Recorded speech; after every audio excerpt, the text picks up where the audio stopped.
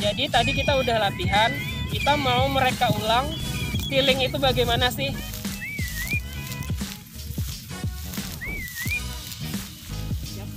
Nah, di video kita kali ini lagi cerita bagaimana caranya mengantisipasi elang yang stealing.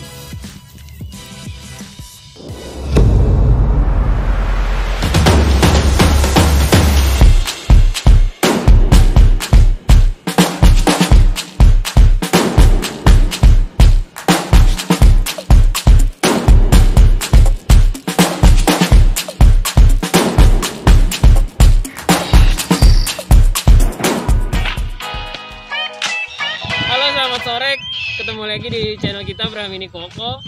Udah lama ya kita nggak main sama teman saya ini, Koko, elang bondol yang sekarang sedang menuju fase matur, fase dewasa. Jadi ini belum sepenuhnya dewasa, tapi udah ya agak semi-semi dewasa lah ya, karena badannya udah merah. Cuman kepala dan lehernya itu belum putih. Nanti kalau dewasa dia akan putih kepala dan lehernya, badannya akan merah tua gitu ya. Oke, tadi kita udah latihan sama Koko juga, dan dari latihan itu kita mau kasih cerita ke teman-teman, berbagi cerita teman-teman tentang salah satu proses yang biasanya ini bikin pusing teman-teman sewaktu melatih elang bondol, khususnya pada fase juvenil. Tadi saya bilang Koko ini fasenya udah lewat juvenil ya, dia udah menuju fase mature, dia udah menuju dewasa. Nah, sebelum dia menuju dewasa ini tentu dia melewati fase juvenil. Fase juvenil ini yang seperti ini.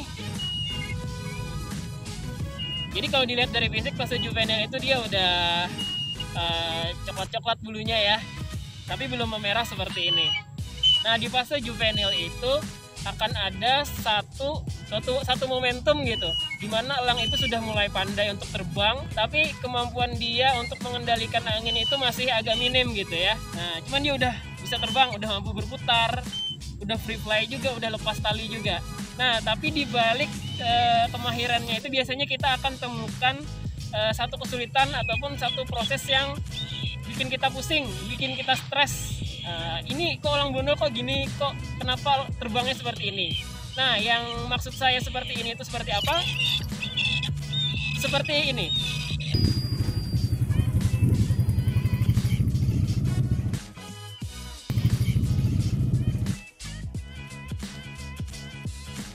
Oke, jadi di video itu adalah video lama kita, video sewaktu Koko masih fase juvenil gitu ya. Nah, di video itu kalau teman-teman lihat dengan teliti, Koko itu melakukan perbuatan yang tidak pantas ya kalau saya bilang. Maksudnya tidak pantas di sini, maksudnya tidak seharusnya dia seperti itu. Seharusnya dia mendarat di globe, tapi pada video itu dia tidak mendarat di globe, melainkan malah lewat saja ya.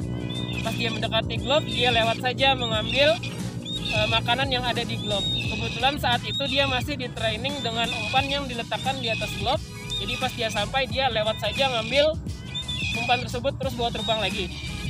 Nah, jadi itu biasanya teman-teman nyebutnya stealing. Kalau boleh diterjemahkan namanya mencuri ya. Jadi dia terbang ngambil makanan, mencuri, pak. Nah, dia nggak stay di globe saat dia mau ngambil makanan itu, tapi dia malah ngambil terbang ambil makanannya. Dan biasanya kalau dia udah ngambil makanan itu, dia akan nyangkut atau nangkring di tempat-tempat tinggi biasanya untuk menghabiskan makanan yang dia steal tadi, untuk menghabiskan makanan dari proses stealing tadi gitu ya. Jadi tadi kita udah latihan, kita mau mereka ulang stealing itu bagaimana sih. Nah, sebelum kita lanjut, teman-teman bantu subscribe juga, like-nya juga ya. Oh ya, saya mohon maaf, di kali ini saya bakalan banyak ngomong karena yang bisa ngomong di sini cuma saya, bukan elangnya ya. Jadi kalau teman-teman gak suka saya ngomong, skip aja. Tapi ini penting biar lebih jelas. Tadi kita udah reka ulang beberapa kali stealing Koko di masa mature.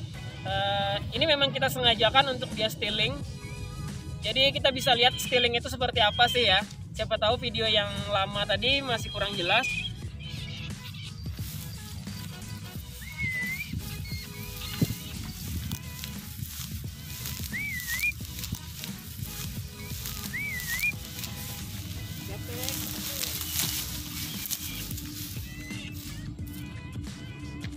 Oke, jadi seperti kata saya sebelumnya tadi, stealing ini ada beberapa hal yang mempengaruhi menurut saya ya.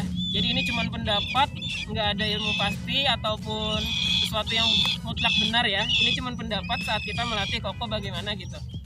Jadi ada beberapa hal menurut kami yang mempengaruhi stealing itu bisa terjadi. Pertama, keadaan angin saat itu. Keadaan angin saat itu, apalagi kalau main sore hari biasanya akan cenderung kuat. Jadi arus angin atau tekanan angin bergantung sama tempat mainnya juga ya. Biasanya akan membuat elang itu akan sedikit gagap ataupun panik saat dia melihat umpan, tapi anginnya cukup deras, tekanannya cukup kuat, elangnya akan panik mau mendarat di glove gitu ya, karena dia panik melihat makanan itu. Panik di sini maksudnya nafsuan gitu ya, melihat makanan di glove dia mau turun. Cuman karena itu di fase juvenil, biasanya ini terjadi di fase juvenil. Fase juvenil itu skillnya masih setengah-setengah gitu ya. Dibilang nggak bisa terbang, dia bisa terbang. Dibilang nggak bisa mendarat, dia bisa mendarat. Cuman masih setengah-setengah gitu. Jadi dia mendarat dengan skill yang setengah-setengah itu, belum terlalu matang.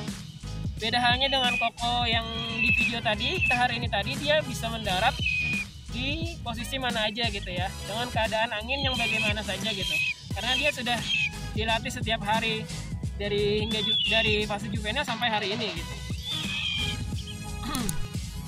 Beda halnya dengan elang-elang yang masih juvenil.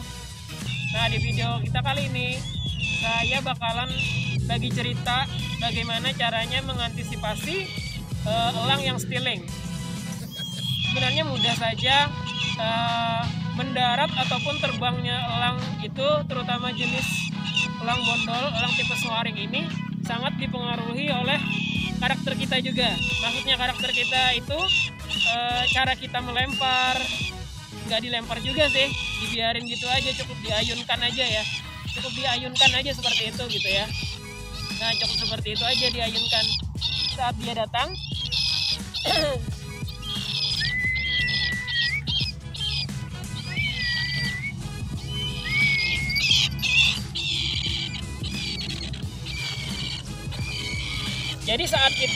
Jadi sikap kita saat melempar, mengayunkan tangan untuk melepas dia, sama sikap saat kita menerima elangnya untuk datang.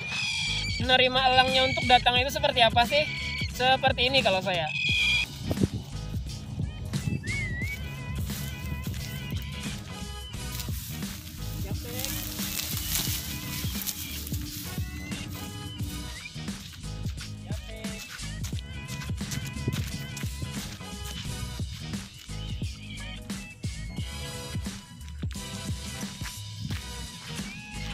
Video latihan kita yang hari ini tadi, kalau teman-teman lihat itu anginnya hampir gak ada, karena kita latihan sehabis hujan, sore hari cuman sehabis hujan, jadi tekanan anginnya hampir gak ada. Jadi tekanan angin untuk membuat dia stealing itu hampir gak ada nih perannya tekanan angin, cuman dia tetap stealing. Nah, kenapa bisa gitu ya? Jadi stealingnya koko di hari ini itu dipicu oleh kalau teman-teman lihat posisi tangan saya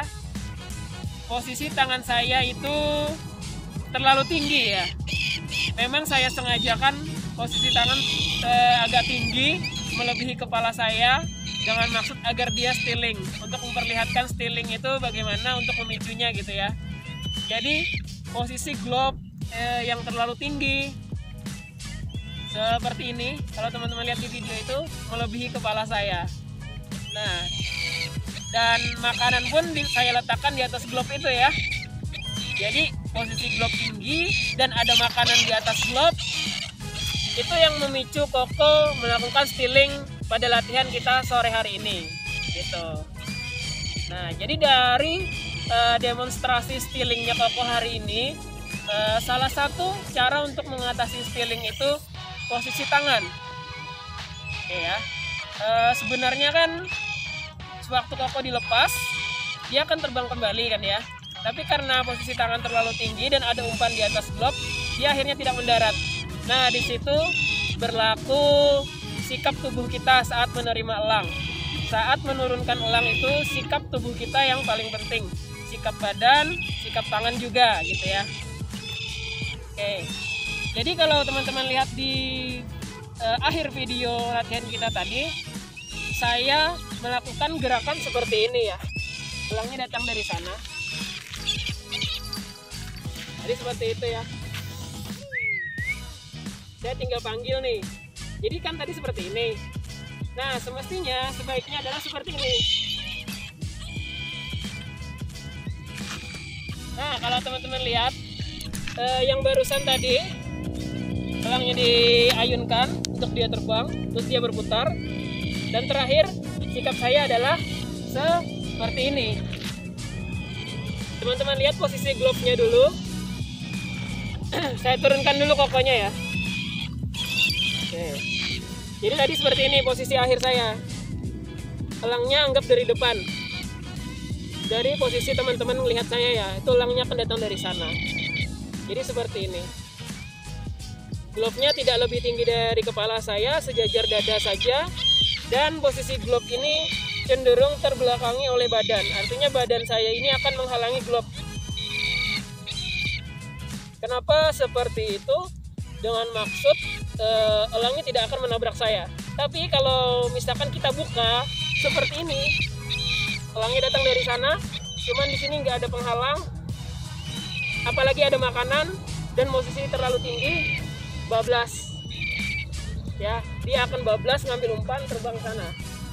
Apalagi kalau ada angin deras gitu. Nah, jadi alangkah baiknya saat menerima elang untuk datang itu seperti ini. Dia datang dari depan, misalkan pun ada umpan di sini, dia nggak akan nabrak ataupun lewat bablas ke sana ya, karena terhalang oleh badan. Pada saat dia akan menghadap ke saya, pada saat dia sudah mendekat ke saya posisikan glove seperti ini di depan badan, terus saya juga turunkan posisi tubuh. Maksudnya menurunkan posisi tubuh ini adalah memancing elangnya yang pada ketinggian tinggi untuk menurunkan ketinggian dia. Jadi elang itu akan mengikuti ketinggian glove dan ketinggian tubuh saya. Jadi saat seperti ini, elangnya akan sejajar glove biasanya ataupun lebih tinggi. Tapi karena saya memicu dia untuk turun, otomatis elangnya pun akan ikut turun. Kalau posisi elangnya turun, biasanya angin pun tidak akan terlalu berpengaruh terhadap dia, karena dia sudah berada di ketinggian yang cukup rendah, bahkan hampir dekat dengan tanah. Biasanya anginnya akan tidak terlalu berpengaruh terhadap dia, dan terlebih posisi dia akan terhalang badan, jadi dia kecepatan terbangnya akan menurun dan akan memperhitungkan keadaan saya gitu ya. Jadi dia akan turun. Jadi dia ke glove itu akan santai, dia tidak akan stealing, mencoba untuk bablas lewat ngambil makanan gitu. Oke. Nah, jadi udah seperti itu tentang stealing dan bagaimana caranya mengantisipasinya, terutama untuk elang bondol ataupun elang tipe soaring yang fase juvenil nih, fase yang baru belajar terbang, baru menikmati yang namanya free fly, seperti itu kira-kira. Oke. Jadi seperti itu video kita hari ini. Semoga ada yang teman-teman bisa ambil, semoga ada yang bermanfaat gitu ya. Terima kasih buat teman-teman yang setia nonton, yang udah subscribe, yang udah like, kami ucapkan terima kasih. Terakhir sebagai penutup dari kita, ini demonstrasi aja bahwa kalau dia udah melewati fase juvenil dan rajin dilatih, dia akan aman dari stealing tadi ya.